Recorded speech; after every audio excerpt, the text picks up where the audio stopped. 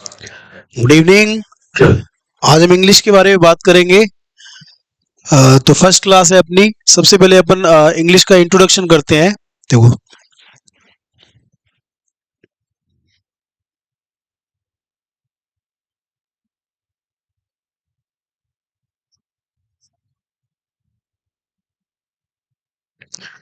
सबसे पहले देखो, जो अपनी इंग्लिश है वो दो पार्ट्स में है। कितने पार्ट्स में है? दो पार्ट्स में।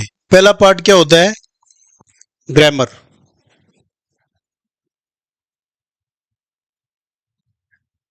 और दूसरा पार्ट क्या होता है? लिटरेचर। है ना? तो जितने भी कॉम्पिटिटिव एग्जाम्स हैं उसमें ऑलमोस्ट क्वेश्चन जो है वो किससे आते हैं? ग्रामर से आते हैं, है ना? और जो रीट वगैरह है, फर्स्ट ग्रेड है, सेकंड ग्रेड है, उनका जो मेंस का पेपर होता है उसके अंदर क्वेश्चन किससे आते हैं? लिटरेचर से। तो आप बोल सकते हो कि मोस्ट ऑफ द क्वेश्चंस जो आने वाले हैं वो किससे आने वाले हैं? ग्रामर से आने वाले हैं। तो सबसे पहले आज हम इस ग्रामर के पोर्शन के बारे में थोड़ा सा डिस्कस करेंगे कि ग्रामर में क्या है, कितना है, क्या पढ़ना है, क्या नहीं पढ़ना है, क्या होता है ग्रामर, है ना? तो देखो, सबसे पहले ग्रामर। अब ग्रामर में देखो क्या है। सबसे पहली जो चीज आपको पढ़नी है ग्रामर में वो क्या है? Parts of speech. अब ग्रामर में बहुत सारे टॉपिक है, जैसे पार्ट्स ऑफ स्पीच है 8। इसके अलावा टेंस है, पैसिव वॉइस है, डायरेक्ट इनडायरेक्ट है, कंडीशनल सेंटेंस है, और भी बहुत सारी चीजें हैं। लेकिन सबसे पहला जो ग्रामर का पोर्शन है वो कहलाता है parts of speech. Parts of speech क्या होता है बताओ? कोई पढ़ा होगा आपने थोड़ा बहुत पार्ट्स ऑफ स्पीच के बारे में? क्या होता है पार्ट्स ऑफ स्पीच? देखो, इसको तोड़ो। स्पीच का मतलब क्या होता है? कथन। है ना? और कथन का मतलब क्या होता है? जैसे आप बोलते हो इंग्लिश में स्टेटमेंट, या कोई बंदा क्या बोलता है? वाक्य। या कोई बंदा क्या बोलता है? डायलॉग्स। ये कथन, स्टेटमेंट, वाक्य और डायलॉग, इन सबका मीनिंग एक ही है। ये वर्ड अलग अलग है लेकिन इन सबका मीनिंग एक ही होता है। क्या होता है? आप जैसे मैं आपको ये बोलूं कि मैं आपको इंग्लिश पढ़ाऊंगा, मैं आपको इंग्लिश पढ़ाऊंगा, ये मेरा क्या है? आप बोलोगे सर ये आपका वाक्य है ना? तो जैसे आपने बोला हम आपसे इंग्लिश पढ़ेंगे, तो ये आपका वाक्य है। या आपने बोला कि मैं शाम को क्रिकेट खेलूंगा, तो ये आपका वाक्य है। या किसी ने बोला कि संडे को मैं मूवी देखने जाऊंगा, तो ये उसका वाक्य है। अब आप बोल रहे हो कि ये उसका वाक्य है। कोई बोल रहा है कि उसका वाक्य है, कोई बोल रहा है उसका स्टेटमेंट है, कोई बोल रहा है उसका डायलॉग है। तो सबका मीनिंग एक ही है। चाहे आप बोल लो हमारे द्वारा बोले गए वाक्य, कोई आप बोल लो हमारे द्वारा बोले गए डायलॉग्स, या आप बोल लो हमारे द्वारा बोले गए स्टेटमेंट्स, उनको फॉर्मल इंग्लिश में क्या बोलते हैं? स्पीच। यानी कि सिंपल सी बात है कि स्पीच क्या होता है कि हम सारे दिन में जो भी बोलते हैं, जो भी वाक्य हमारे मुंह से बोले जाते हैं, या जो भी वाक्य हम सुनते हैं, या जो भी वाक्य हम लिखते हैं, या जो भी वाक्य हम पढ़ते हैं, उनको इंग्लिश फॉर्मल लैंग्वेज में क्या बोलती है कि ये सारे के सारे कथन, वाक्य, स्टेटमेंट, डायलॉग हमारे क्या है? स्पीच है। तो स्पीच का मतलब सीधा सा है वाक्य, डायलॉग, स्टेटमेंट, कथन, है ना? फिर देखो, ऑफ का मतलब क्या होता है? का, की और के, है ना? और पार्ट्स का मतलब क्या होता है? बहुत बार पढ़ चुके हो आप। पार्ट्स का मतलब होता है भाग, है ना? अब इन तीनों को जोड़ने की कोशिश करो। देखो, parts of speech. Parts of speech का मतलब क्या है? कथन के भाग। कथन के भाग। अभी कथन के भाग क्या होते हैं? ये कुछ नहीं होते। जैसे मैंने बोला कि मैं आपको इंग्लिश पढ़ाऊंगा, ये मेरा कथन है। या आप बोल सकते हो सर आपका वाक्य है, आपका स्टेटमेंट है। अब मेरे इस कथन में देखो कितने शब्द हैं। मैं आपको इंग्लिश पढ़ाऊंगा, 4 शब्द हैं। तो आप बोल सकते हो सर आपके इस कथन या आपके इस वाक्य के कितने भाग हैं? 4 भाग है ना? तो आप जितने भी सेंटेंस बोलते हो, सुनते हो, लिखते हो, उनके अंदर कुछ शब्द होते हैं। जैसे आपने बोला आज हम आपसे इंग्लिश पढ़ेंगे, तो आपका कथन हो गया। और आपके इस कथन में 5 शब्द हैं। हम आज आपसे इंग्लिश पढ़ेंगे। तो ये जो पांचों शब्द हैं, ये 5 एलिमेंट्स हैं, ये आपके स्पीच या आपके कथन के क्या हो गए? भाग हो गए। तो इसी प्रकार से दुनिया का कोई भी वाक्य जब बोला जाता है, या कोई भी स्टेटमेंट जब बोला जाता है, या कोई भी डायलॉग जब बोला जाता है, तो उसके अंदर 5-6 या 7-8 शब्द होते हैं। वो शब्द क्या होते हैं? उस वाक्य के क्या होते हैं? भाग होते हैं। यानी कि आप बोल सकते हो कि सर दुनिया का कोई भी वाक्य या दुनिया का कोई भी स्टेटमेंट जिनसे मिलके बना होता है, या जो उसके एलिमेंट्स होते हैं, जो उसके अवयव होते हैं, वो क्या कहलाते हैं? Parts of speech. पहला पॉइंट कि सर दुनिया में जितने भी बातें हम बोलते हैं वो हमारे वाक्य होते हैं, उन्हीं को फॉर्मल इंग्लिश में क्या बोलते हैं, स्पीच या स्टेटमेंट बोलते हैं। और सर उस वाक्य में जितने भी वर्ड्स होते हैं या उसके एलिमेंट्स या उसके अवयव या उसके तत्व होते हैं, वही तत्व क्या कहलाते हैं, पार्ट्स ऑफ स्पीच। अब सर ये पार्ट्स ऑफ स्पीच होते कैसे, देखिए जैसे मैंने एक सेंटेंस लिखा, I will teach English, I will teach English, तो ये मेरा वाक्य है ना। अब ये मेरा वाक्य है तो ये वाक्य सीधा थोड़ी है, देखो इसमें कुछ शब्द हैं, आई विल टीच इंग्लिश, तो आप बोल सकते हो सर ये पूरा का पूरा आपका क्या है, स्पीच है।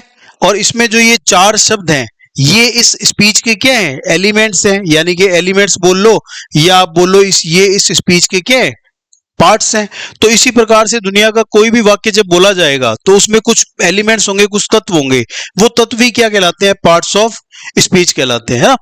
अब प्रश्न ये है कि सर ये चार जो शब्द हैं, ये जो चार शब्द हैं या किसी भी वाक्य में जो एलिमेंट्स होते हैं, जो तत्व होते हैं, वो होते कौन है, जो वो होते हैं वही क्या कहलाते हैं, पार्ट्स ऑफ स्पीच। वो होते कौन है, ध्यान देना, वो कोई नहीं होते, वो वही होते हैं जो आपने पढ़ रखे हैं। कोई भी वाक्य किन से मिलके बना होता है, नाउन, प्रोनाउन, चलो आगे पेज पे ले लेते हैं,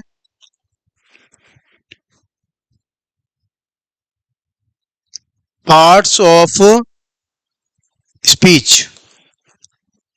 ये पार्ट्स स्पीच कथन के भाग कौन कौन होते हैं, एक कथन किन से मिलके बना होता है, एक कथन किन से मिलके बना होता है, एक कथन कैसा भी हो, किसका भी हो, छोटा हो, मीडियम हो, बड़ा हो, वो हमेशा इन आठ चीजों से मिलकर बना होता है। वो आठ चीजें कौन सी हैं, देखो, noun, pronoun, adjective, verb, adverb, preposition, conjunctions and interjections. अभी काउंट करो, 1 2 3 4 5 6 7 और 8। अब देखो आपका कोई भी सेंटेंस है या आपका कोई भी स्पीच है या आपका कोई भी वाक्य है, वो हमेशा उसके जो एलिमेंट्स होते हैं, उसमें जो शब्द होते हैं, वो ये आठ होते हैं। या तो वो शब्द नाउन होता है, या वो शब्द प्रोनाउन होता है, या वो एडजेक्टिव होता है, या वो वर्ब होता है, या वो एडवर्ब होता है, या प्रेपोजिशन या कंजक्शन या इंटरजेक्शन। यानी कि आपका जो स्पीच है वो इन आठ चीजों से ही मिलके हमेशा बना होता है। उसके जो पार्ट्स होते हैं, उसके अंदर जो शब्द होते हैं, वो ये आठ होते हैं। उनमें से कोई तो नाउन होता है, कोई प्रोनाउन होता है, कोई एडजेक्टिव होता है, कोई वर्ब होता है, कोई एडवर्ब होता है, कोई प्रेपोजिशन होता है, कोई कंजक्शन होता है, और कोई क्या होता है, इंटरजेक्शन होता है। अब इसके थोड़ा थोड़ा हिंदी में आपको नाम पता होंगे कुछ चीजों के, जैसे नाउन का मतलब क्या होता है, संज्ञा। जैसे आपने बोला राम एक अच्छा लड़का है, Ram is a good boy, तो राम एक्चुअली में है कौन, उस वाक्य का भाग है, Ram is a good boy, उसमें राम वाक्य का भाग है, तो राम एक्चुअली में है कौन, नाउन है। कौन है, नाउन है। वैसे आपने प्रोनाउन बोला सर्वनाम, एडजेक्टिव क्या होता है, विशेषण,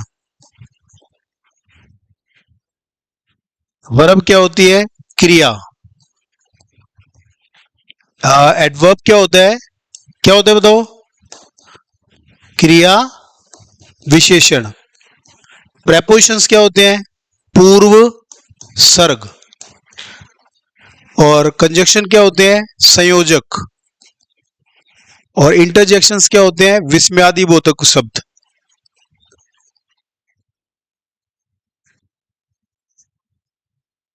है ना।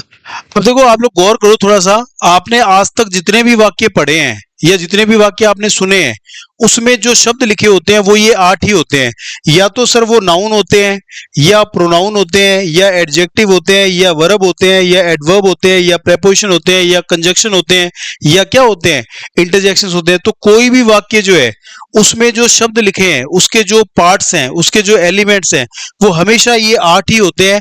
यानी कि दुनिया का कोई भी वाक्य इन आठ चीजों से ही मिलके बना होता है। अब सेकंड क्वेश्चन ये उठता है कि क्या सर हर वाक्य में ये आठों होते हैं, the second question is that क्या हर वाक्य इन आठों से मिलके बना होता है, या क्या हर वाक्य में इन आठों का होना जरूरी है?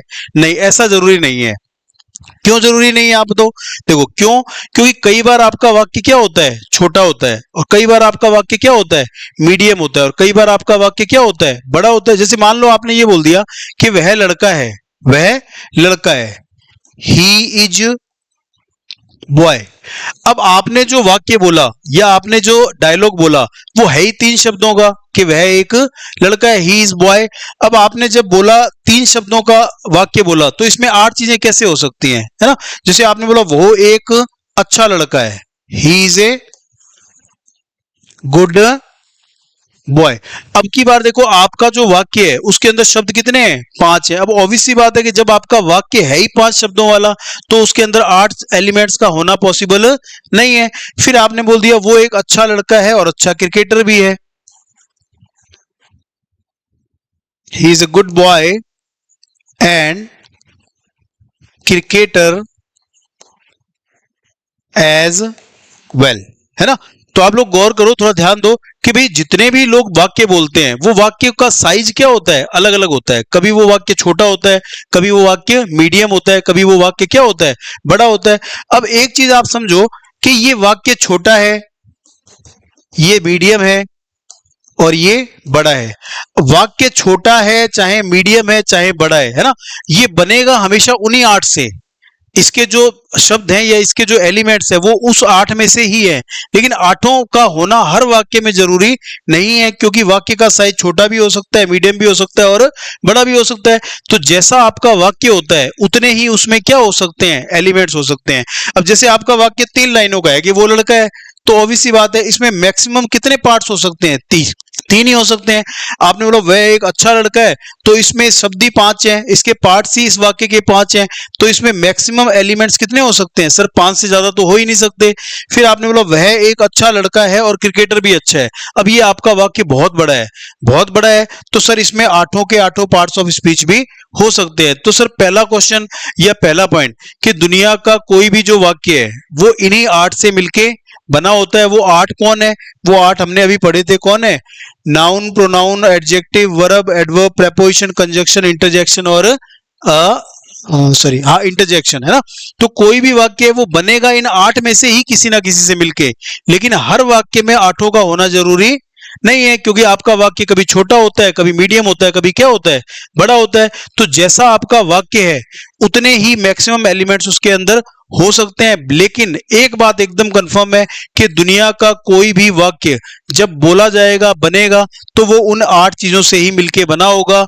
इन आठ में से ही किन्हीं ना किन्हीं से मिलके बना होगा, चाहे वो वाक्य छोटा हो, चाहे वो वाक्य मीडियम हो, चाहे वो वाक्य क्या हो, बड़ा हो। लेकिन दूसरी चीज ये भी है कि हर वाक्य में आठों का होना जरूरी नहीं है, क्योंकि आपके द्वारा बोला गया वाक्य कभी छोटा होता है, कभी थोड़ा मीडियम बड़ा होता है, कभी उससे भी बड़ा होता है। तो जैसा आपका वाक्य है उतने ही उसमें एलिमेंट्स आ सकते हैं, है ना?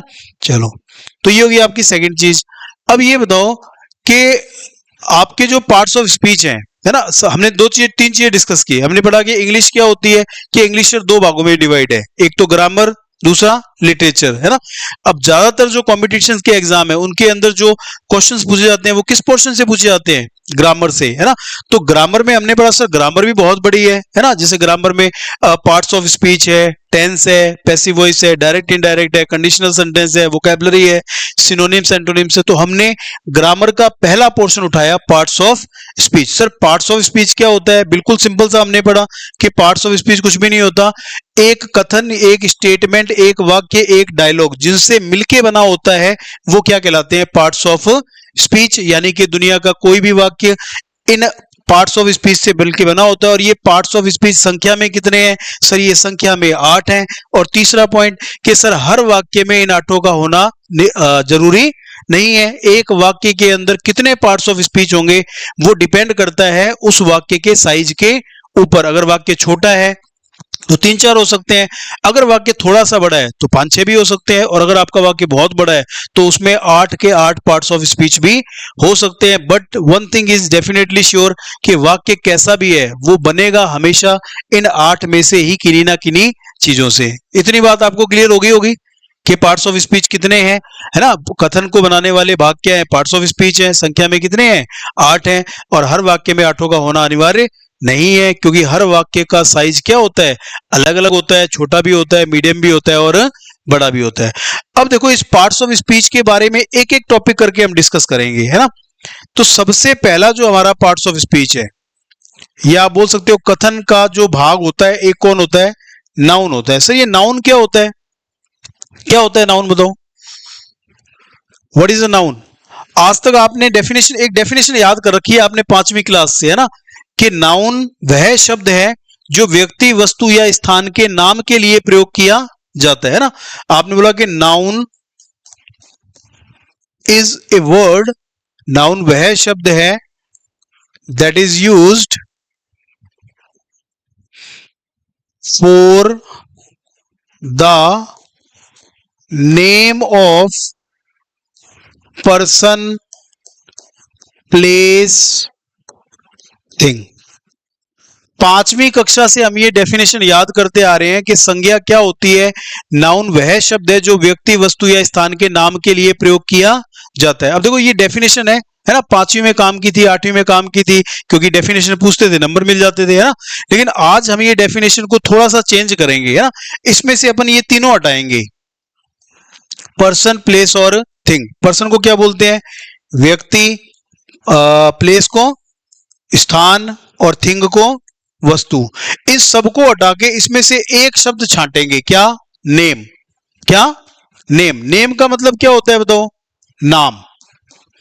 अब आपको नाउन की सिर्फ इतनी डेफिनेशन याद रखनी है कि सर दुनिया का कोई भी शब्द, दुनिया का कोई भी शब्द अगर नाम है, दुनिया का कोई भी शब्द अगर नाम है, सर नाम किसका, नाम किसी का भी, नाम किसका, नाम किसी का भी, व्यक्ति का, वस्तु का, स्थान का, जानवर का, जाति का, फल का, फ्रूट का, अवस्था का, भावना का, फीलिंग का, क्रिया का, है ना।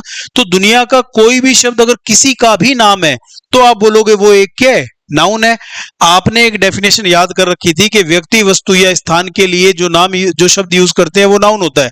और मैं बोल रहा हूं इसमें से व्यक्ति, वस्तु और स्थान को हटा दो और सिर्फ इतना याद रखो कि दुनिया का कोई भी शब्द अगर नाम है, नाम किसका सर, नाम किसी का भी हो, व्यक्ति का हो, वस्तु का हो, स्थान का हो, जाति का हो, जानवर का हो, किसी फल का नाम हो, किसी फ्रूट का नाम हो, किसी सब्जी का नाम हो, किसी फीलिंग का नाम हो, भावना का, किसी इमोशन का नाम हो, किसी अवस्था का नाम हो, है ना, या किसी क्रिया का नाम हो।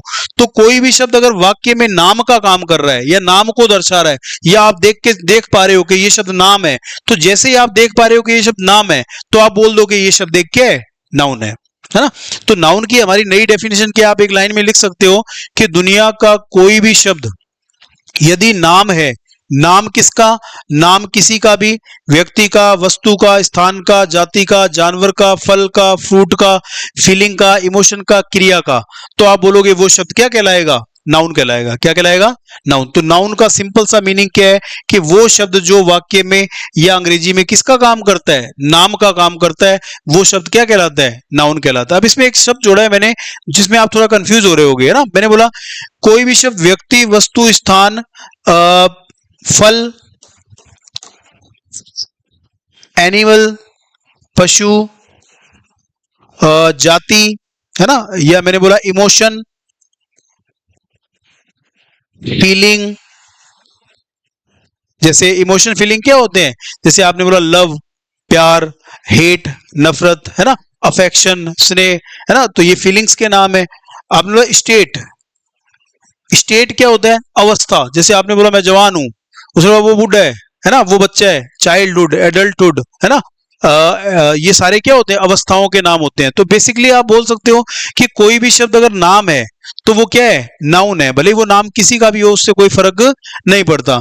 दूसरी चीज देखो, इसमें मैंने एक और चीज बोली थी, वर्ब, कि अगर कोई शब्द क्रिया का नाम है, किसका, क्रिया का, तो वो शब्द भी क्या है, नाम है। अब सर क्रिया तो अलग होती है, क्रिया तो एक्शन होता है, वो नाउन कैसे हो गया, वो भी नाउन होता है। देखो क्रिया एक्शन कब होती है, मान लो अभी आपसे कोई पूछे कि सर क्या कर रहे हैं, तो आप क्या बोलोगे, पढ़ा रहे हैं। तो पढ़ाना मेरा क्या है, एक्शन है, तो आप बोलोगे सर ये तो वर्ब है।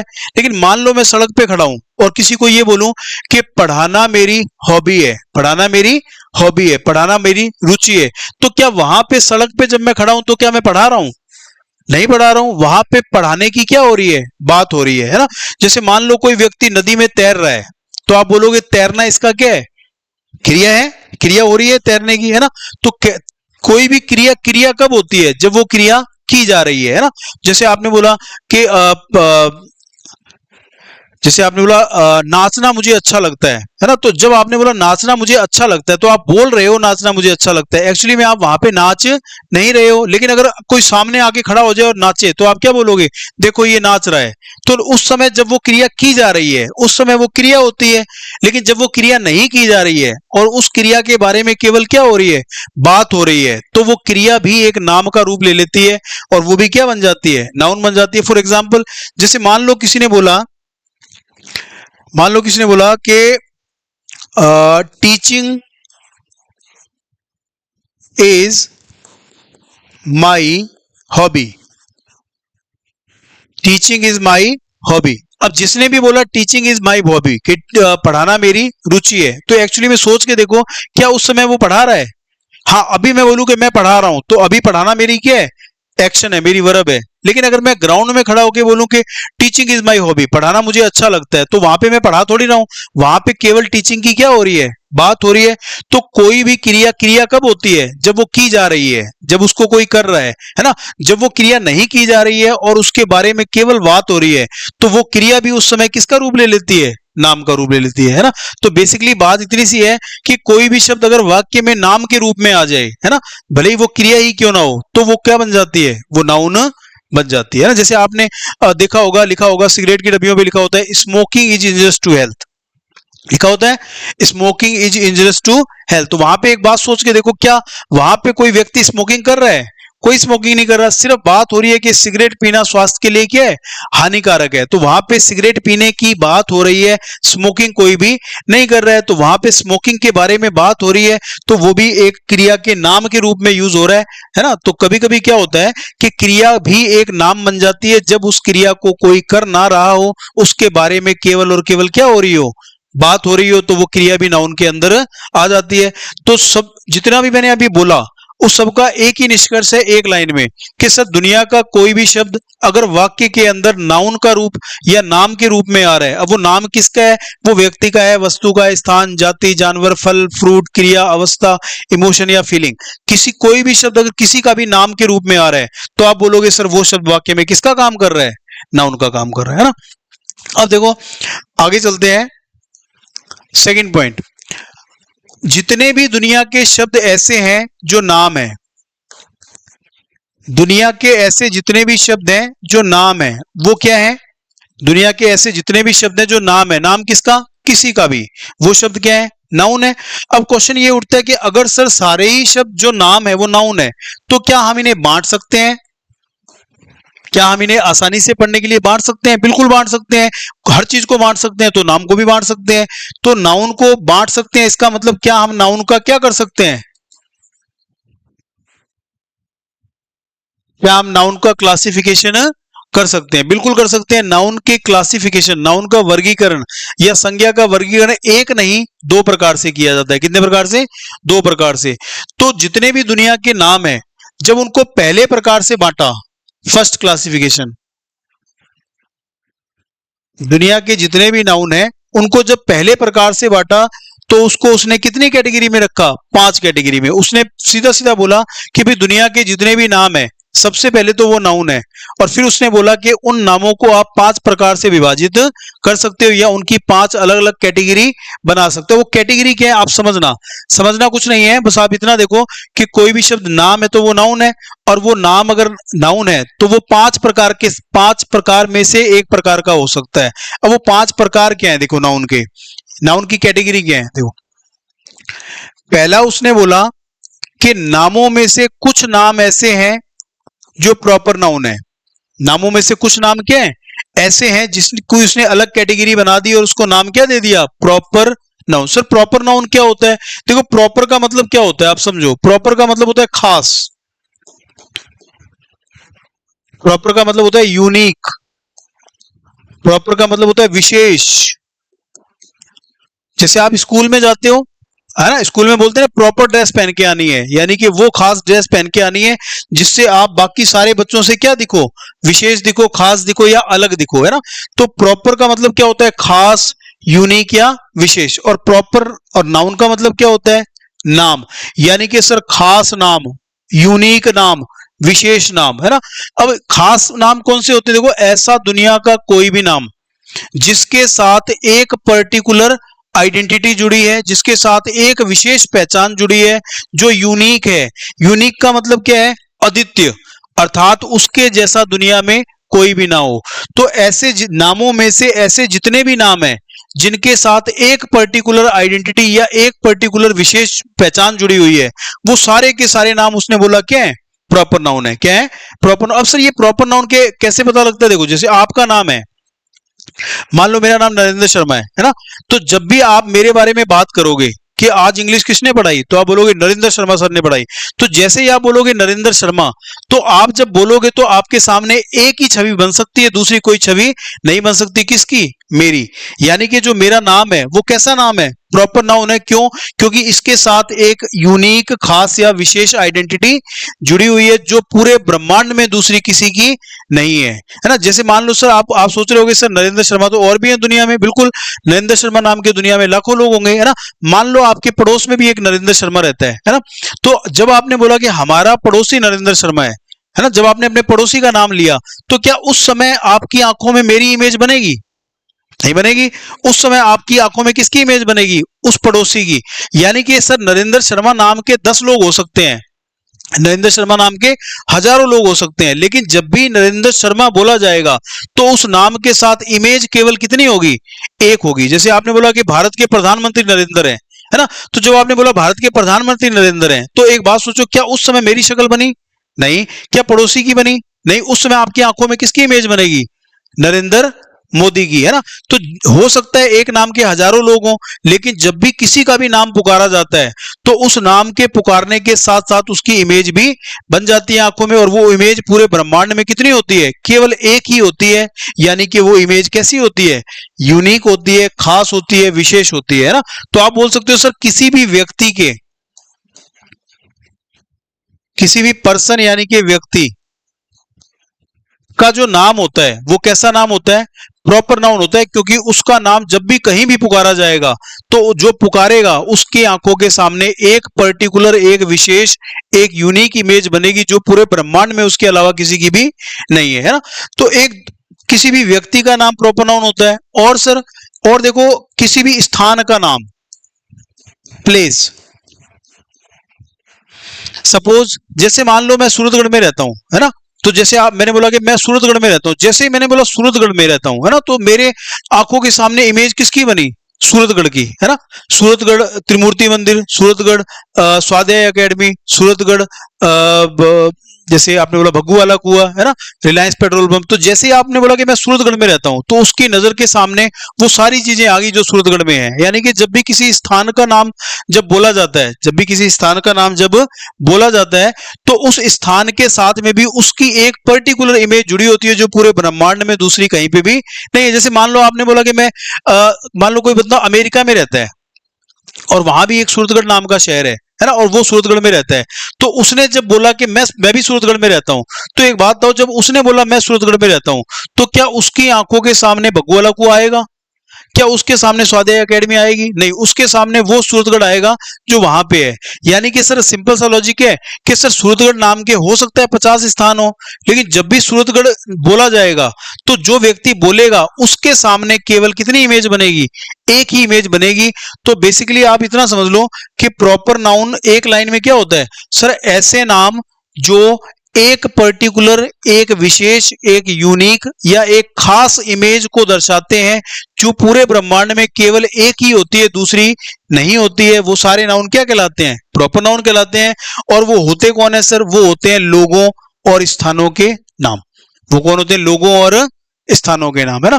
तो जितने भी लोगों के नाम आप बोलते हो या जितने भी स्थानों के नाम आप बोलते हो, Suratgarh, Delhi, India, America, Australia, है ना, जापान, वो सारे नाम किस में आते हैं, प्रॉपर नाउन में। क्योंकि जब भी वो बोले जाएंगे तो उनके साथ उनकी एक इमेज जुड़ी हुई है, और एक खास इमेज जुड़ी हुई है, जो दुनिया में दूसरे किसी की भी नहीं है। पहला पॉइंट क्लियर है आपको? तो नामों में से वो नाम जो एक आइडेंटिटी को दर्शाते हैं, एक पहचान को दर्शाते हैं, वो क्या कहलाएंगे? Proper noun. अब देखो, नामों में से कुछ नाम ऐसे भी हैं जिनको उसने नाम दे दिया कॉमन नाउन। नामों की दूसरी कैटेगरी है कॉमन नाउन। अभी कॉमन नाउन क्या होता है बताओ? अच्छा देखो, आप लोग ये बताओ, कॉमन की हिंदी क्या होती है?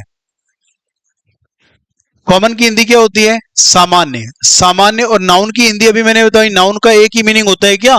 नाम। अब कॉमन का मतलब कैसा? देखो, मान लो कोई लड़का है, वो आपका भी दोस्त है, इसका भी दोस्त है, इसका भी दोस्त है, तो तीनों का दोस्त है, तो आप बोलोगे ये क्या है? हमारा कॉमन फ्रेंड है। ये हमारा क्या है? कॉमन फ्रेंड है, मतलब सामान्य फ्रेंड है, मतलब सभी का है ना? तो इसी से देखो, इसी एग्जांपल से इसमें इसकी परिभाषा छिपी है, क्या? कि देखो, कॉमन का मतलब सामान्य और नाउन का मतलब नाम। कि सर ऐसा नाम जो सामान्य सामान्य है। सामान्य है मतलब वो ऐसा नाम है जो एक जैसे सभी सदस्यों के लिए प्रयोग किया जा सकता है। जैसे मान लो यहाँ पे पांच लड़के बैठे हैं, है ना? मैंने पूछा आपका नाम क्या है? उसने बोला सुरेंद्र, उसने बोला महेंद्र, उसने बोला राजू, उसने बोला रमेश, है ना? फिर मैंने दोबारा क्वेश्चन किया कि आप कौन हो? तो उसने क्या बोला? लड़का। इससे किया लड़का, ये लड़का, ये लड़का। यानी कि सर उनके नाम तो अलग अलग हैं, लेकिन उन सबका एक सामान्य नाम है, कौन? लड़का, है ना? तो आप बोल सकते हो कि सर नाम अलग अलग हैं, लेकिन उन सभी का एक ऐसा नाम है जो उन सभी के लिए सामान्य रूप से यूज किया जा सकता है, लड़का, है ना? तो लड़का बॉय कैसा नाम हो गया? सामान्य नाम। मान लो यहाँ पे 10 लड़कियां बैठी हैं, मैंने पूछा आपके नाम क्या है? तो बोला गीता, बबीता, समीरा, ममता, सीमा। नाम अलग अलग हैं। फिर मैंने दोबारा क्वेश्चन किया कि आप कौन हो? लड़की। आप कौन हो? लड़की। आप कौन हो? लड़की। आप कौन हो? लड़की, है ना? तो उनके नाम जरूर अलग अलग है, लेकिन उन सभी का एक सामान्य नाम है जो उन सभी के लिए यूज किया जा सकता है, वो क्या है? लड़की, है ना? जैसे मैंने पूछा आप कहाँ रहते हो? आपने बोला सूरतगढ़ में। उससे पूछा आप कहाँ रहते हो? उसने बोला जयपुर में। उससे पूछा आप कहाँ रहते हो? बीकानेर में। तो उनके जो जहां वो रहते हैं, उन शहरों के नाम क्या है? अलग अलग है। लेकिन अगर पूछ लिया जाए कि वो सूरतगढ़ क्या है? शहर। जयपुर क्या है? शहर। और बीकानेर क्या है? शहर। यानी कि सूरतगढ़, जयपुर, बीकानेर, दिल्ली, ये इनके नाम अलग अलग हैं, लेकिन इन सभी का एक सामान्य नाम है जो चारों के लिए यूज किया जा सकता है, और वो नाम क्या है? City, boy, girl. अब इस तीनों एग्जाम्पल से आपको एक चीज समझ आ रही होगी, है ना? कि कॉमन नाउन वे नाम होते हैं जो एक जैसे सभी सदस्यों के लिए सामान्य रूप से प्रयोग किए जा सकते हैं, है ना?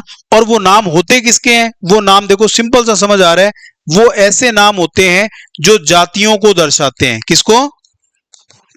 जातियों को दर्शाते हैं। इसीलिए कॉमन नाउन की हिंदी क्या होती है? जातिवाचक संज्ञा। क्या हिंदी होती है?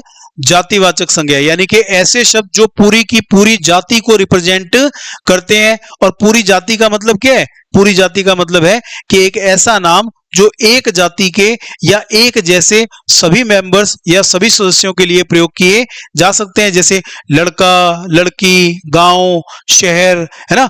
जैसे आप मान लो बाजार गए, है ना? आपने बाजार में देखा कि सर आलू, इस रेडी के आलू अच्छे हैं। फिर आप आगे गए, आपने बोला इस रेडी के भी आलू अच्छे हैं। फिर आप आगे गए, आपने बोला इस रेडी के आलू बेकार हैं। तो आलू यानी कि पटेटो, है ना? अब आलू आपको जहां भी दिखाई दे रहा है, आप उसको हर बार क्या बोल रहे हो? आलू। तो यानी कि आलू एक ऐसा नाम है जो उसके जैसे हर एक मेंबर के लिए यूज किया जा सकता है। यानी कि आलू सर एक ऐसा नाम है जो पूरी की पूरी जाति को रिप्रेजेंट कर रहा है। जैसे आप गली में गए, आपने कुत्ता देखा, आपने बोला दूसरी गली से चलते हैं, यहाँ कुत्ता है। आप आगे गए, आपने बोला यहां भी कुत्ता है। आप आगे गए, आपने बोला इस गली में भी कुत्ते हैं, है ना? तो जहां पे भी आपको वो जानवर दिखाई दे रहा है, आप उसको क्या बोल रहे हो? कुत्ता, कुत्ता, कुत्ता, है ना? बिल्ली, बिल्ली, बिल्ली। आप गए, आपने बोला यहां बहुत गाय हैं। फिर आप आगे गए, आपने यहां भी बहुत गाय हैं।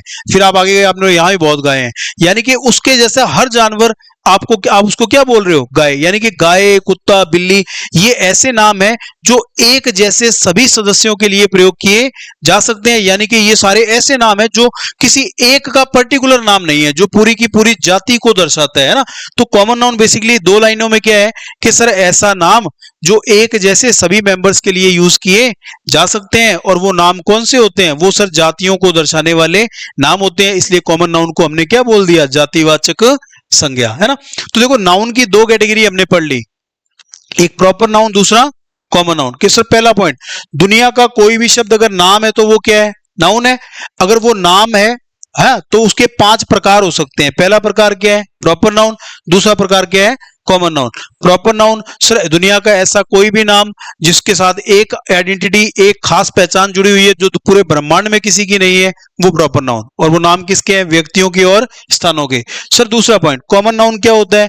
ऐसा कोई भी नाम जो उसके जैसे हर सदस्य के लिए सामान्य रूप से यूज किया जा सकता है, अर्थात वे नाम जो पूरी की पूरी जाति को रिप्रेजेंट करते हैं। Boy, girl, cat, dog, elephant, lion, ये सारे किस में आ गए? कॉमन नाउन में आ गए, जातिवाचक संज्ञा बोलते हैं।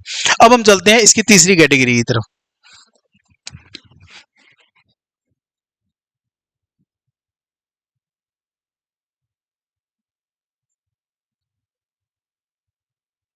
ये हमने पढ़ लिया।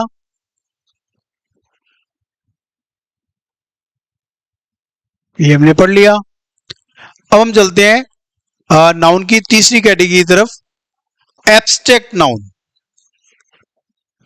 अच्छा, एब्स्ट्रैक्ट नाउन को हिंदी में क्या बोलते हैं बताओ? एब्स्ट्रैक्ट नाउन को हिंदी में बोलते हैं भाववाचक संज्ञा। क्या बोलते हैं? भाववाचक संज्ञा, है ना। और संज्ञा का मतलब नाउन, नाउन का मतलब नाम, यानी कि भाववाचक नाम। अब इसके नाम से पता लग रहा है, क्या बताऊं इसमें? देखो, एब्स्ट्रैक्ट नाउन का मतलब भाववाचक संज्ञा, और संज्ञा का मतलब होता है नाम। यानी कि सर वो नाम जो किनके नाम है? भावों के नाम है। किनके नाम है? भावों के। अब ये भाव क्या होते हैं? भाव क्या होते हैं? भाव होते हैं, जैसे मान लो आपने ये बोला कि मैं तुमसे प्यार करता हूं, मैं तुमसे प्यार करता हूं। अब प्यार आपको सुन के लग तो रहा है कि नाम है ना, लेकिन नाम है किसका? क्या कोई ऐसा नाम है जो आप दिखा सकते हो? अगर आपने बोला कि मैं आपसे प्यार करता हूं, है ना, और मैंने बोला कि प्यार, ठीक है, सुन के लग रहा है कि हाँ प्यार नाम तो है किसी चीज का, ये बंदा बोल रहा है ना। अब क्वेश्चन ये है कि जो प्यार नाम है, क्या वो कैसा नाम है? वो किसका नाम है? वो आप गौर करो, वो नाम किसका है? आपके अंदर के इमोशन का, आपके अंदर के इमोशन का। तो एब्स्ट्रैक्ट नाउन क्या होता है? ऐसे नाम जो किनको दर्शाते हैं? इमोशंस और फीलिंग्स के नाम। जैसे मान लो आपके पास कोई बंदा आया, उसने बोला मुझे बहुत गुस्सा आ रहा है, मुझे बहुत गुस्सा आ रहा है। आपने देखा, आपने सोचा कि गुस्सा नाम तो है किसी चीज का, लेकिन आप सोच के देखो ये नाम है किसका? क्या अगर आप उससे ये बोल दो कि गुस्सा दिखा कहाँ है, तो क्या गुस्सा कोई ऐसी चीज है जिसे वो जेब से निकाल के दिखा देगा, देख इतना गुस्सा आ रहा है, या बैग से निकाल के दिखा देगा, देख इतना गुस्सा आ रहा है? नहीं, है ना। क्योंकि वो नाम है किसका? वो उस चीज का नाम है जिसे आप देख नहीं सकते, जिसे आप छू नहीं सकते, है ना। क्यों? क्योंकि वो नाम किसका है? इमोशन और फीलिंग का, है ना।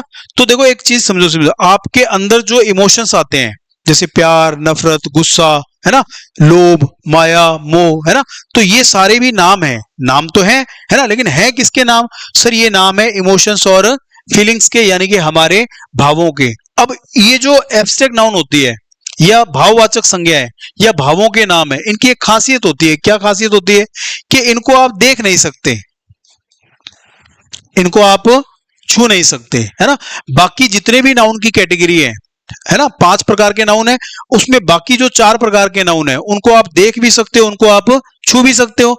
लेकिन ये जो एब्स्ट्रैक्ट नाउन है, भाववाचक संज्ञा, इसके नाम से पता लग रहा है कि सर ये वो नाम है जो भावों के नाम है, इमोशंस के नाम है, फीलिंग्स के नाम है, जो हमारे अंदर होते हैं, है ना। अर्थात सर ये नाम वो हैं जिनको आप देख और छू नहीं सकते। अब देख कैसे पाओगे? जो आपके अंदर चल रहा है, क्या आप उसको दिखा सकते हो? नहीं दिखा सकते। तो सिंपल सा याद रखना है कि सर भाववाचक संज्ञा अर्थात वे नाम जो दर्शाते हैं इमोशंस और फीलिंग्स को, है ना, और जिन्हें देखा और छुआ नहीं जा सकता। अब एक चीज आपको देखो बहुत अच्छे से समझनी है। क्या समझनी है? कि दुनिया का कोई भी शब्द, दुनिया का कोई भी शब्द सुन के अगर आपको ये लगे कि ये नाम है, दुनिया का कोई भी शब्द सुन के अगर आपको लगे ये क्या है? नाम है, और आपको तुरंत ये भी लगे कि ये नाम तो है लेकिन मैं इसको देख नहीं सकता और सामने वाला दिखा नहीं सकता, ये नाम तो है, सुन के पता लग रहा है नाम है, लेकिन इसको देख नहीं सकता, इसको छू नहीं सकता, है ना। तो भले ही वो नाम आपको पता हो या ना पता हो, आप उसके बारे में जानते हो ना जानते हो, आपने उस नाउन के बारे में सुना हो या ना सुना हो, जिस नाम को सुनकर आपको लगे कि आप इसको देख नहीं सकते, छू नहीं सकते, वो नाम हमेशा किसका नाम होता है? इमोशन और फीलिंग का। और वो किस में, किस कैटेगरी में आता है? Abstract noun. जैसे जैसे देखो, मान लो किसी ने बोला कि ईमानदारी, ऑनेस्टी, या मैंने मान लो यहां के बोल दिया कि मुझे बहुत नॉलेज है, मुझे बहुत नॉलेज है। अब सुन के आपको लग तो रहा है कि नॉलेज नाम की कोई चीज है जो सर के पास है ना, मुझे बहुत नॉलेज है ना, सुन के लग रहा है कि कोई नाम है नॉलेज किस चीज का। लेकिन आप साथ में ये भी तो देखो, अगर आप नॉलेज नाम है, क्या आप मुझे बोलो सर दिखाना कितना नॉलेज है, तो क्या मैं अपनी जेब से निकाल के दिखा सकता हूं देखो इतना नॉलेज है? नहीं, है ना। तो सुन के लग रहा है सर, आप बोल रहे हो तो नाम लग रहा है किस चीज का, लेकिन साथ में ये भी पता है कि ये ऐसी चीज का नाम है जिसे देखा और छुआ नहीं जा सकता, तो ये किस कैटेगरी में आएगा? एब्स्ट्रैक्ट नाउन में। बिल्कुल सिंपल सा है कि सर मैंने कोई भी शब्द सुना और मुझे लगा कि ये नाम है, और साथ में ये भी लगा कि मैं इसको देख नहीं सकता, मैं इसको छू नहीं सकता, वो नाम आपको बिना सोचे समझे ध्यान रखना है, वो नाम या तो इमोशन का होगा या फीलिंग का, और वो नाम किस में आएगा? एब्स्ट्रैक्ट नाउन में। जैसे लव, हेट, ऑनेस्टी, नॉलेज, है ना, विजडम। जैसे बोला, आपने बोला कि उसके अंदर बहुत विजडम है, उसके अंदर बहुत विजडम है, बुद्धिमता है ना। अब सुन के लगा तो सही विजडम कोई चीज है उसके अंदर, नाम तो है किस चीज का। लेकिन अगर मान लो आप उसको बोल दो कि चल दिखाना तेरे अंदर कितनी विजडम है, तो क्या विजडम कोई ऐसी चीज है जिसे वो बैग से निकालेगा आपको दिखा देगा देख इतनी सारी विजडम है? यानी कि विजडम नाम है किस चीज का, लेकिन उसे आप देख और छू नहीं सकते। तो बिल्कुल सिंपल सा कि सर वो नाम जो नाम है लेकिन मैं उसे देख नहीं सकता, सामने वाला दिखा नहीं सकता, मैं छू नहीं सकता, कोई भी छू नहीं सकता, तो वो नाम हमेशा क्या होता है? एब्स्ट्रैक्ट नाउन होता है। और वो नाम होते किसके हैं? सर वो नाम होते हैं इमोशंस के और फीलिंग्स के। इतनी बात क्लियर है? चलो आगे चलते हैं। अब देखो नाउन की हमारी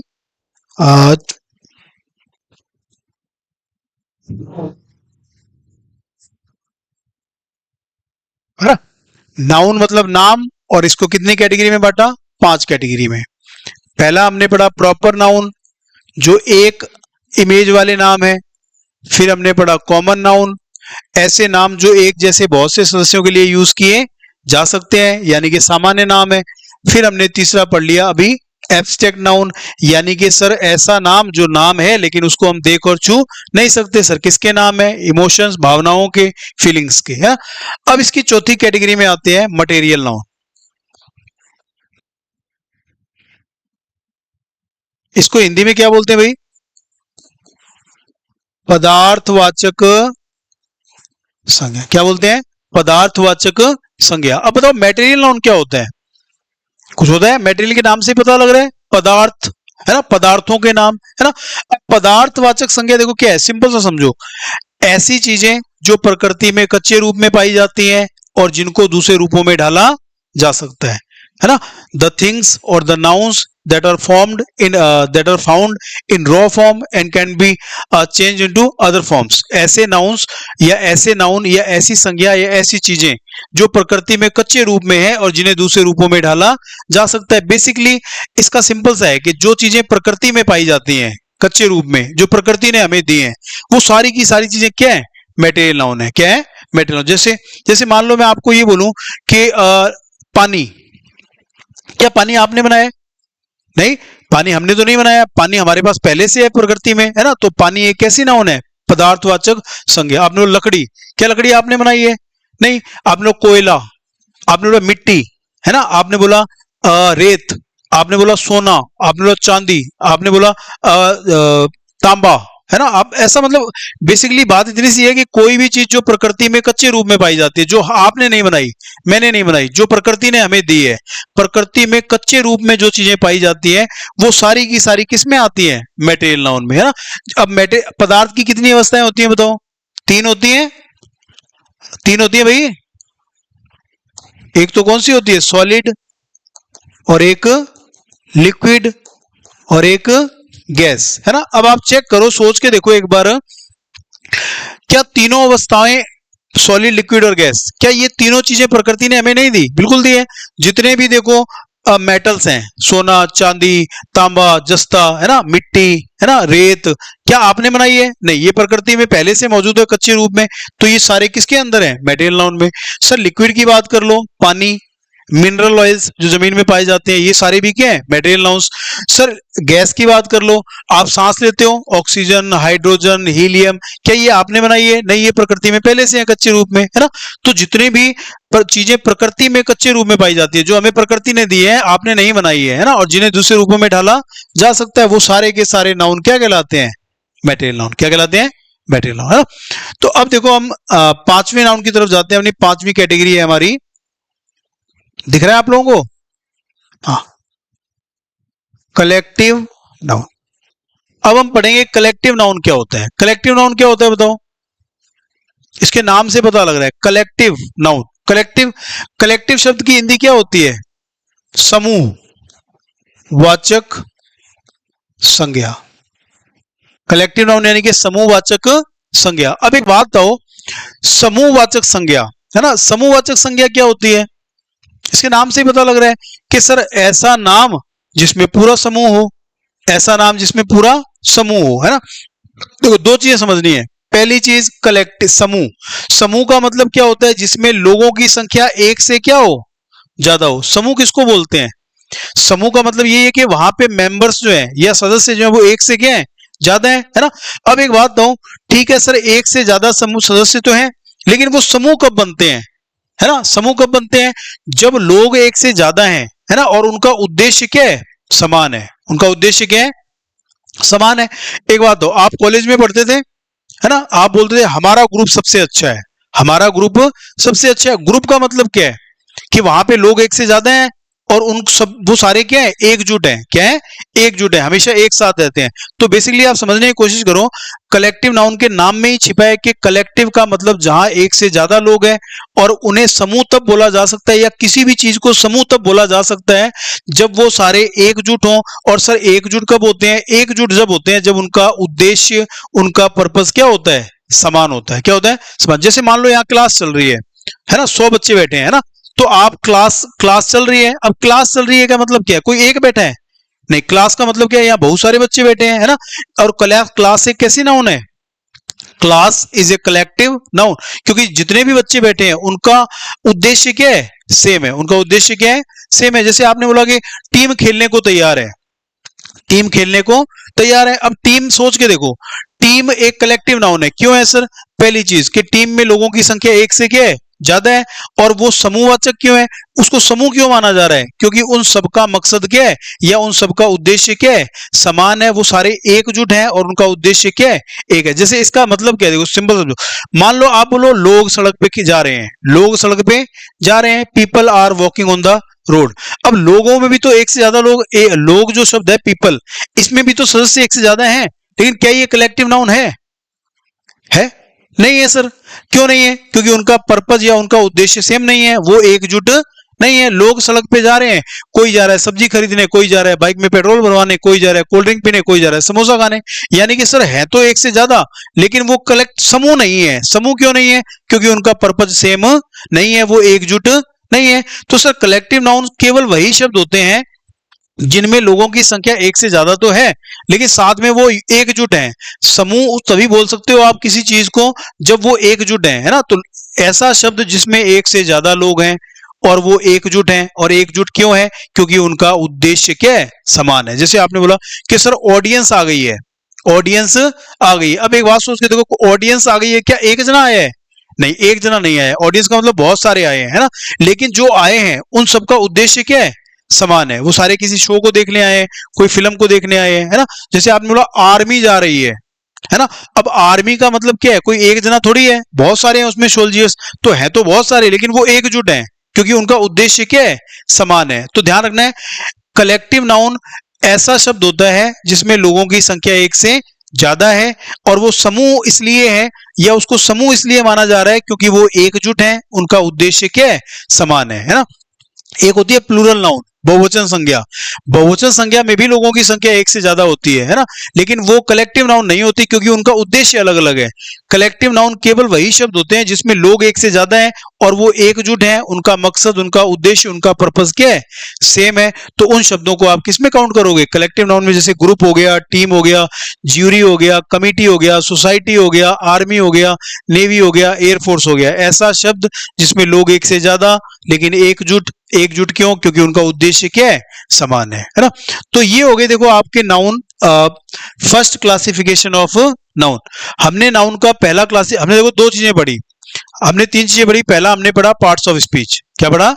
parts of speech. Parts of speech क्या होता है सर? एक कथन या कोई भी कथन जिनसे मिलके बना होता है या उसके जो अवयव होते हैं वो क्या कहलाते हैं? Parts of speech. सर वो संख्या में कितने हैं? वो संख्या में 8 हैं। 8 कौन है sir? Noun, pronoun, adjective, verb, adverb, preposition, conjunction और इंटरजेक्शंस। तीसरा क्वेश्चन, सर क्या आठों पार्ट ऑफ स्पीच हर वाक्य में होते हैं? बिल्कुल नहीं होते हैं। क्यों नहीं हो सकते सर? क्योंकि आपके वाक्य का साइज छोटा भी होता है, मीडियम भी होता है और बड़ा भी होता है। तो जैसा आपका वाक्य है उतने ही उसमें पार्ट्स ऑफ स्पीच होते हैं, लेकिन हर वाक्य चाहे छोटा है, चाहे मीडियम है, चाहे बड़ा है, वो बनता उन्हीं 8 से है। अब हो सकता है 8 में से 2-3 आ जाएं, हो सकता है वाक्य मीडियम है तो 4-5 आ जाएं, और हो सकता है वाक्य में 8 के 8 भी आ सकते हैं। फिर हमने पहला पार्ट्स ऑफ स्पीच उठाया कौन? नाउन। कि सर नाउन कौन है? तो आज तक हम पढ़ते आ रहे थे व्यक्ति, वस्तु या स्थान के नाम को संज्ञा बोलते हैं। आज से भूल गए? हमने पढ़ा कि कुछ नहीं, सिर्फ ऐसा शब्द जो नाम है। नाम किसका? जरूरी नहीं व्यक्ति, वस्तु या स्थान का हो, नाम किसी का भी, व्यक्ति का, वस्तु का, स्थान का, जाति का, जानवर का, फल का, फ्रूट का, किसी इमोशन का, किसी फीलिंग का, किसी क्रिया का, किसी भावना का, किसी अवस्था का, कोई भी शब्द अगर अंग्रेजी में नाम है या वाक्य में नाम के रूप में आया है तो वो क्या कहलाता है? नाउन कहलाता है। फिर हमने बोला कि सर अगर सारे ही शब्द जो नाम है वो नाउन है, क्या हम उन्हें बांट सकते हैं? तो मैंने बोला बिल्कुल बांट सकते हैं। एक नहीं, 2 प्रकार से क्लासिफिकेशन है। जो पहला क्लासिफिकेशन है उसमें हमने नाउन की कितनी कैटेगरी रखी? 5। हमने बोला कि पहले क्लासिफिकेशन में नाउन को 5 प्रकार से विभाजित किया गया है। और 5 प्रकार कौन है? Proper noun, common noun, abstract noun, material noun और कलेक्टिव नाउन। सर ये कैसे है? बिल्कुल सिंपल है सर, ऐसा कोई भी नाम जिसके साथ एक शक्ल जुड़ी हो, प्रॉपर नाउन, यानी कि प्रॉपर या खास आइडेंटिटी को दर्शाने वाले शब्द। सर कॉमन नाउन ऐसे नाम जो पूरी की पूरी जाति के नाम है ना, यानी कि ऐसे नाम जो एक जैसे हर एक मेंबर के लिए यूज किया जा सकता है, यानी कि जातियों को दर्शाने वाले नाम। सर हमने पढ़ा एब्स्ट्रैक्ट नाउन कौन से है? ऐसे नाम जिन्हें ना तो आप देख सकते हो, ना ही छू सकते हो, ना ही कोई दिखा सकता है ना ही कोई छू सकता है। सर वो नाम है कौन से? वो नाम है आपकी फीलिंग्स और इमोशंस के भाववाचक संज्ञा। फिर आपने पढ़ा कि सर नामों में से कुछ नाम मैटेरियल नाउन भी हैं। वो कौन से नाम है सर? वो ऐसे नाम है जो प्रकृति में पदार्थ हैं जो कच्चे रूप में पाए जाते हैं, जिन्हें दूसरे रूपों में ढाला जा सकता है, जो आपने नहीं बनाए, मैंने नहीं बनाए, जो हमें प्रकृति ने दिए हैं, जैसे पानी, हवा, मिट्टी, रेत, सोना, चांदी, ये सारे किस में आ गए? मटेरियल नाउन में आ गए। फिर हमने लास्ट पढ़ा sir collective noun. Collective noun क्या होता है? समूहवाचक संज्ञा। कि सर ऐसा शब्द जो ये बताए कि मुझमें सदस्यों की संख्या 1 से ज्यादा है और हम सारे एकजुट हैं। एकजुट हैं, एकजुट कैसे होते हैं? क्योंकि हमारा उद्देश्य क्या है? समान है। तो वो ऐसा कोई भी शब्द जिसमें 1 से ज्यादा लोग हैं और एक ही उद्देश्य है, वो सारे नाम क्या कहलाते हैं? Collective noun. जैसे class, audience, jury, committee, society, है ना। तो ये हो गया आपका first classification of noun.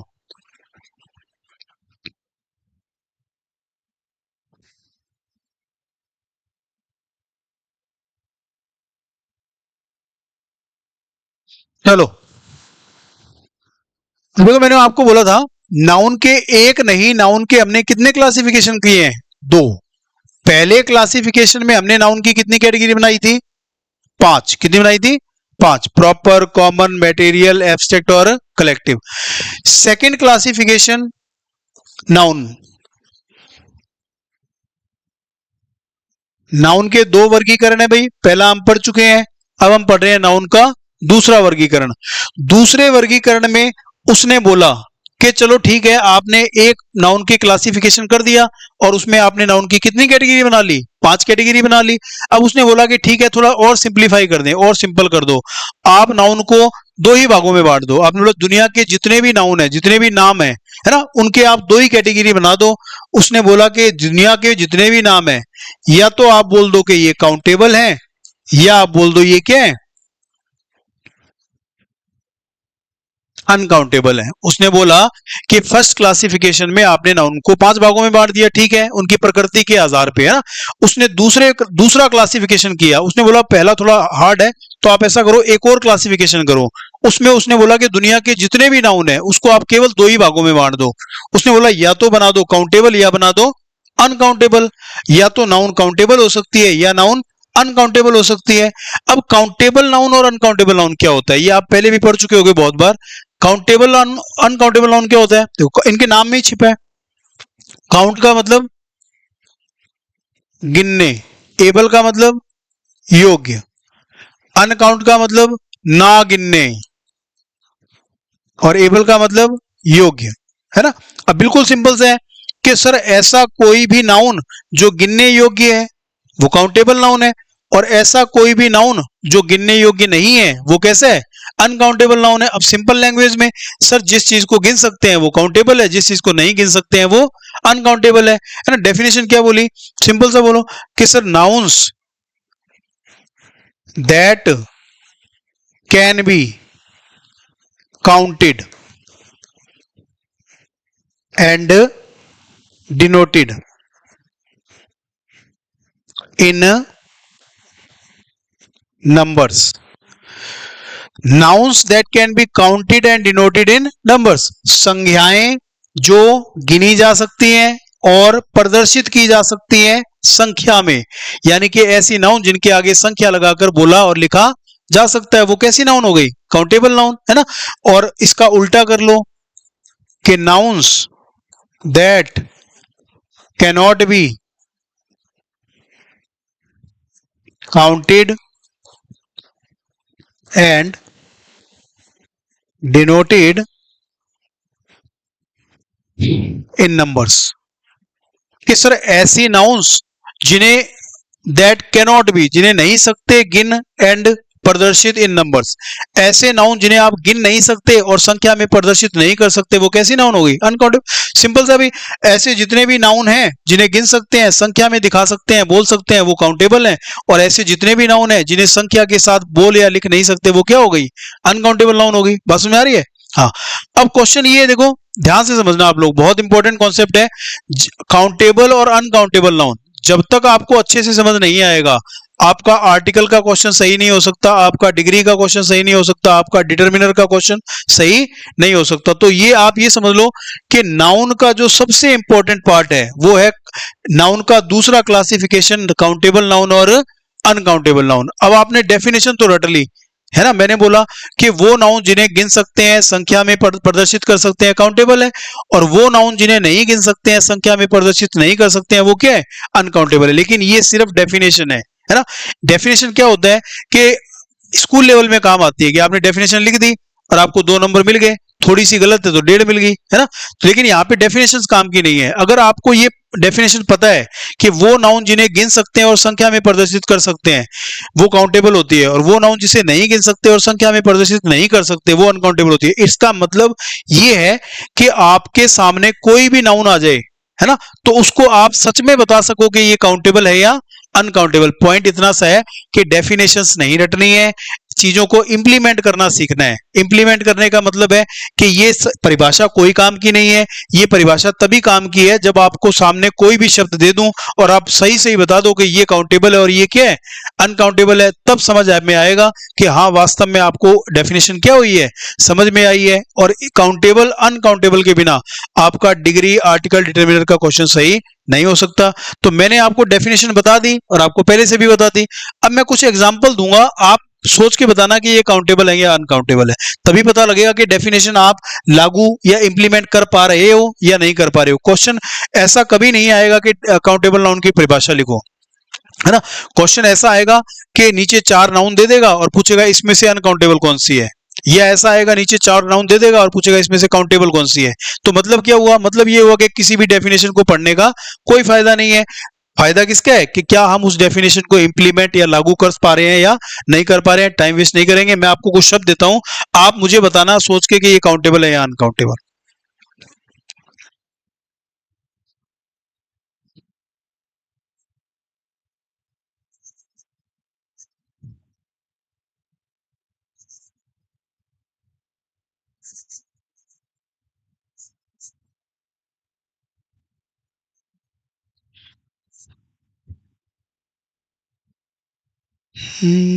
Boy girl fan water milk piece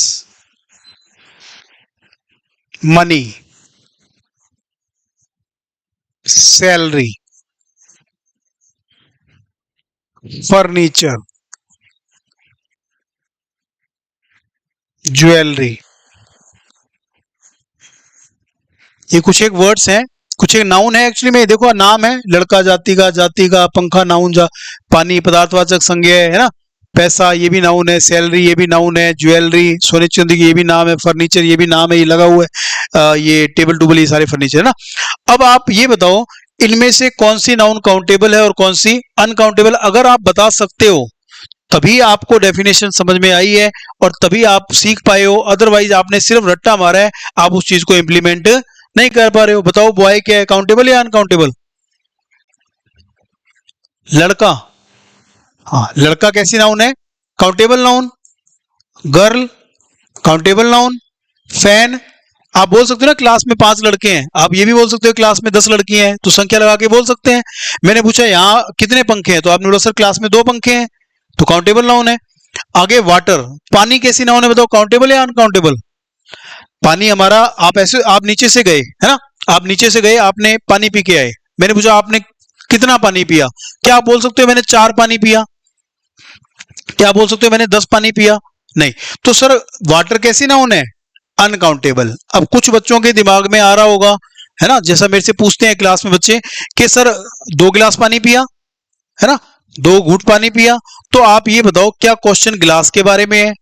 अगर गिलास के बारे में होता तो आप बोल सकते 2 गिलास है ना, तो 2 किसके आगे लगा है? गिलास के आगे लगा है। क्या आप डायरेक्टली बोल सकते हो मैंने 4 पानी पिया या मैंने 10 पानी पिया? नहीं, आप कभी नहीं बोल सकते सर मैंने 4 पानी पिया है ना। इसका मतलब सर पानी के पहले डायरेक्ट संख्या नहीं लग सकती, गिलास के पहले लग सकती है।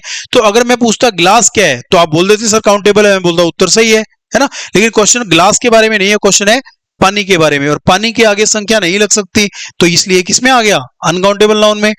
मिल्क कैसी नाउन है? सर अनकाउंटेबल है ना। आप बोल सकते हो मैंने 1 लीटर दूध पिया, तो लीटर के आगे 1 लगा है ना। आप ऐसे तो नहीं बोल सकते मैंने 1 दूध पिया, मैंने 10 दूध पिया, मैंने 20 दूध पिया। हाँ आप 1 लीटर दूध पिया, 2 लीटर दूध पिया, 1 गिलास दूध पिया, 2 गिलास दूध पिया, तो देखो संख्या लीटर के आगे लग रही है, गिलास के आगे लग रही है, जबकि क्वेश्चन किसके बारे में है? मिल्क के बारे में। क्या मिल्क के पहले संख्या लग सकती है? नहीं लग सकती। आप ऐसा कभी नहीं बोलते कि मैंने 4 दूध पिया, मैंने 10 दूध पिया है ना। तो सर मिल्क किस में आ गया? अनकाउंटेबल नाउन में। जब आपको यह डिसाइड करना है कि नाउन काउंटेबल है या अनकाउंटेबल, तो आप उस शब्द के आगे ही संख्या लगाओगे जिसके बारे में बात हो रही है ना। आगे देखो फीस, फीस कैसी नाउन है बताओ, काउंटेबल या अनकाउंटेबल? अब देखो ज्यादातर बच्चों का उत्तर होगा काउंटेबल नाउन है ना। और मनी, मनी भी ज्यादातर बच्चों का उत्तर है countable noun. Salary countable noun है ना, फीस तो हम गिन के देते हैं, सैलरी तो हमें गिन के मिलती है ना, और पैसा भी हम गिन के लेते हैं है ना। फर्नीचर, हाँ ये भी काउंटेबल, कोई काउंटेबल बोल रहा है कोई अनकाउंटेबल। और ज्वेलरी सर ये भी काउंटेबल और कोई अनकाउंटेबल बोल रहा है। अब देखो आप सभी के उत्तर गलत है ना। अब चेक करो डेफिनेशन में मैंने क्या लिखा है, मैंने लिखा है वो नाउन जिसके पहले संख्या लगाकर बोल सकते हैं, लिख सकते हैं, वो काउंटेबल। अगर आप संख्या लगाकर नहीं बोल सकते, नहीं लिख सकते, तो अनकाउंटेबल। एक बार आप डेफिनेशन में सभी के आगे संख्या लगा दो।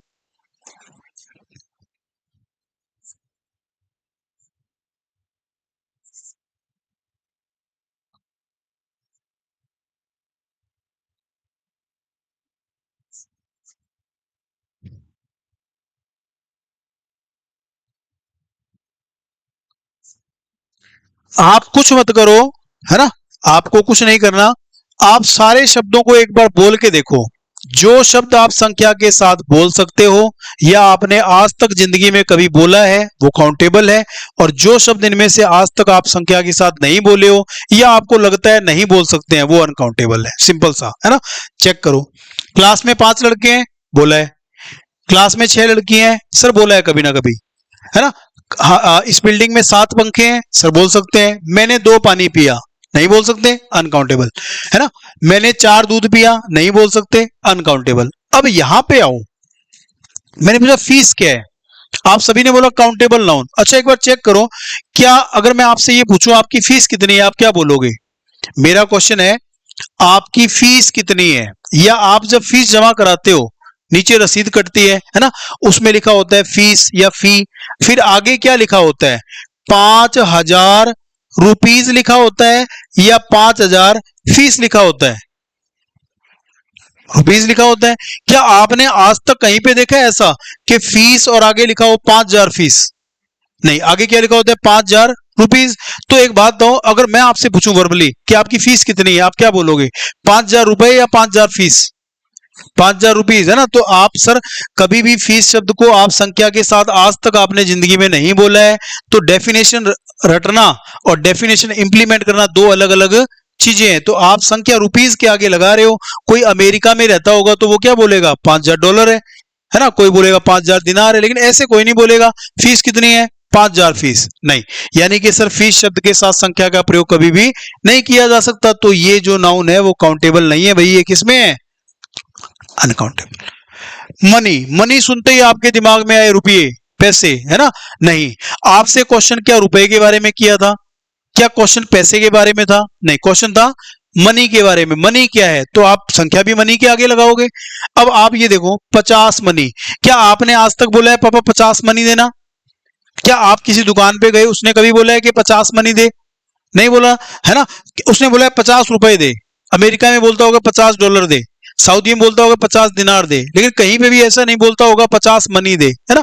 तो क्वेश्चन मनी के बारे में है बेटा। तो आप बताओ भी मनी को ही कि मनी काउंटेबल है या अनकाउंटेबल। तो उत्तर है कि ये क्या है?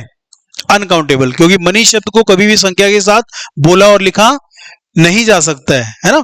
चलो आगे आओ, देखो सैलरी। सैलरी सुनते ही आपके दिमाग में आए रुपए। एक बात बताओ, क्या क्वेश्चन रुपए के बारे में था कि रुपए कैसी नाउन है? अगर मैं क्वेश्चन रुपए के बारे में करता और आप बोलते काउंटेबल नाउन है, एकदम उत्तर सही है। लेकिन क्वेश्चन रुपए के बारे में नहीं है, क्वेश्चन डॉलर के बारे में नहीं है, क्वेश्चन है सैलरी के बारे में। तो संख्या भी किसके आगे लगेगी? सैलरी के आगे। आपकी जब नौकरी लग जाएगी, दिख रहा है सबको? आपकी जब नौकरी लग जाएगी तो सैलरी और आगे क्या लिखा होगा आप ही मुझे बता देना। 50,000 सैलरीज लिखा होगा या 50,000 रुपीज लिखा होगा? आपसे मैं पूछूं आपकी सैलरी कितनी है, आप क्या बोलोगे? 50,000 सैलरीज या 50,000 रुपए? रुपए, है ना। ऐसा कोई नहीं बोलता जिसकी से मान लो किसी मजदूर से पूछें कि आज तेरी कितनी कितनी दिहाड़ी पड़ी, तो वो क्या बोलेगा? 500 रुपए या 500 सैलरीज? नहीं, 500 रुपए, है ना। तो ध्यान देना है कि सैलरी भी कैसी नाउन है?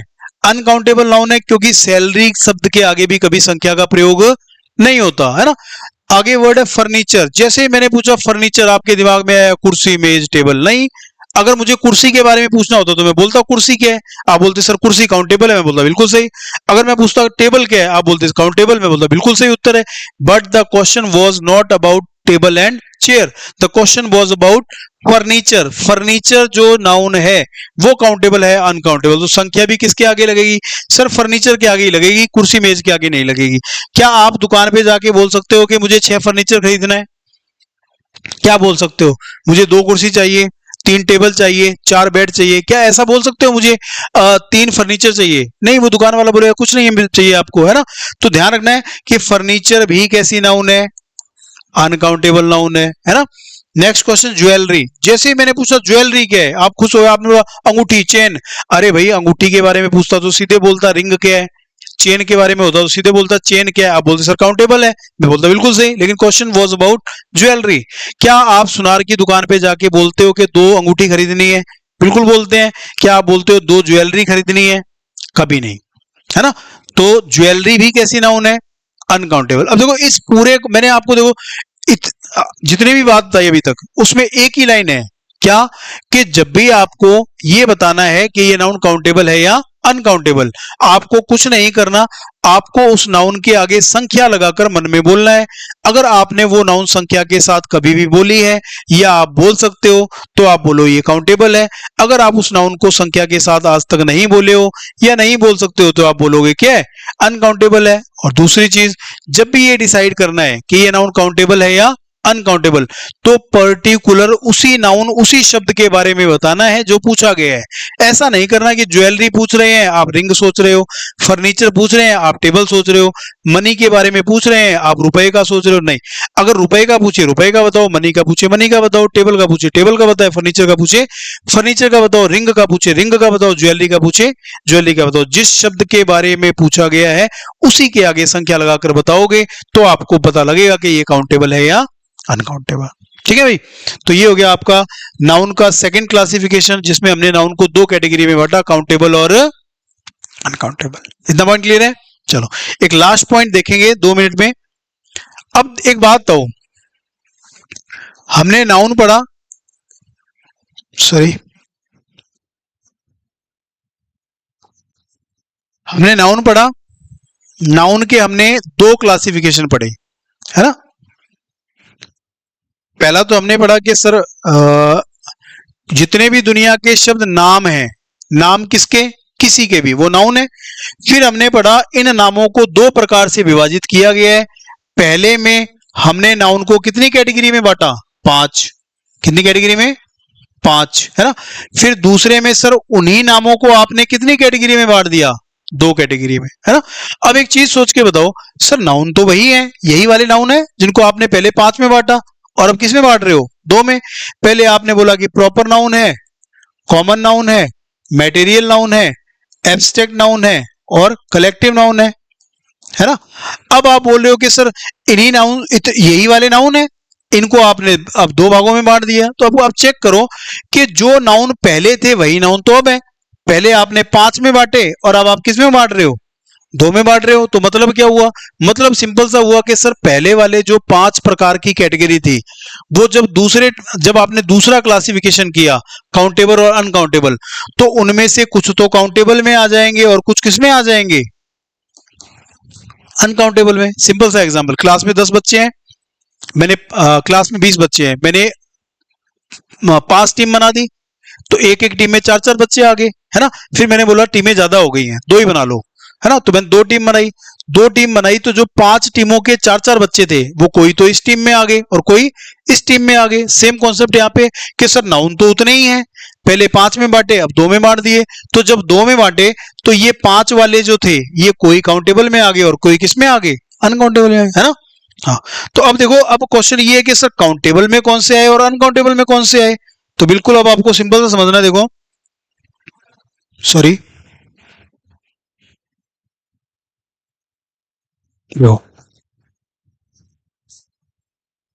ये जो आपका प्रॉपर नाउन है और आपका एब्स्ट्रैक्ट नाउन है और आपका मटेरियल नाउन है ना, ये तीनों किस में आ गए, अनकाउंटेबल में। सर क्यों आ गए, आप चेक करके देख लो क्यों आ गए। आपका नाम क्या है, मेरा नाम एक नरेंद्र है, ऐसा थोड़ी बोल सकते हैं। उसका नाम एक सुरेंद्र है, वो एक गीता है, ऐसा तो नहीं बोलते, है ना। तो सर किसी भी प्रॉपर नाउन के आगे संख्या नहीं लगती, तो ये किस में आ गया, अनकाउंटेबल नाउन में। Sir abstract noun uncountable noun में आ गया, क्यों आ गया, आप खुद चेक कर लो। मैं तुमसे 1 प्यार करता हूं, उसने मुझसे 2 नफरत की, उसके पास 4 नॉलेज है, क्या किसी भी एब्स्ट्रैक्ट नाउन के आगे संख्या लग सकती है, सर नहीं लग सकती। नहीं लग सकती तो एब्स्ट्रैक्ट नाउन भी किस में आ गए, अनकाउंटेबल नाउन में आ गए, है ना। फिर आपने बोला मटेरियल नाउन, जितने भी मटेरियल नाउन है चेक करो, मैंने 2 पानी पिया, बोल सकते हैं, नहीं। मैंने 4 ऑक्सीजन खींची, बोल सकते हैं, नहीं। तो सर जितने भी मटेरियल नाउन है वो भी गिनती नहीं हो सकती उनकी, या उनको भी काउंट नहीं कर सकते। तो जो ये 5 थी, उसमें से ये 3 तो किसमें आ गई, अनकाउंटेबल में, प्रॉपर, एब्स्ट्रैक्ट और मटेरियल, है ना। ये जब सेकंड क्लासिफिकेशन में जाते हैं तो ये अनकाउंटेबल में आ जाएंगे, है ना। और बची कौन सी, सर कॉमन नाउन और कलेक्टिव नाउन, ये दोनों आपके किस में आ गए, काउंटेबल नाउन में। कैसे आ गए, आप चेक करो। कॉमन नाउन, क्लास में 4 लड़के हैं, क्लास में 1 लड़का है, क्लास में 100 लड़के हैं, संख्या लग सकती है। सर सारे कॉमन नाउन क्या होते हैं, काउंटेबल नाउन, है ना।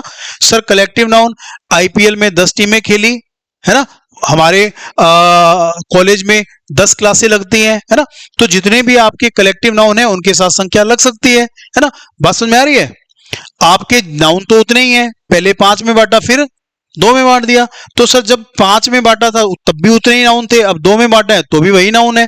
तो जब 5 में आपने बांटे थे, वो जब सेकंड क्लासिफिकेशन किया, तो वो 5 जो थे उनमें से कोई तो काउंटेबल में आ गया और कोई किस में आ गया, अनकाउंटेबल में आ गया। सर काउंटेबल में कौन से आए, जिनके साथ संख्या लग सकती है, किसके साथ, कॉमन और कलेक्टिव के साथ। और सर अनकाउंटेबल में कौन से आए, अनकाउंटेबल में वो आ गए जिनके साथ संख्या का यूज नहीं हो सकता, जैसे प्रॉपर नाउन, एब्स्ट्रैक्ट नाउन और मटेरियल नाउन। तो ये हो गया आपका, ये भी आपको याद रखना। लास्ट में आप एक लाइन याद रख लो कि कॉमन और कलेक्टिव काउंटेबल नाउन होते हैं, है ना। प्रॉपर, मटेरियल और एब्स्ट्रैक्ट, ये अनकाउंटेबल नाउन होते हैं, है ना। चलो आज इतने ही पढ़ेंगे, इसके आगे हम कल डिस्कस करेंगे। Thank you.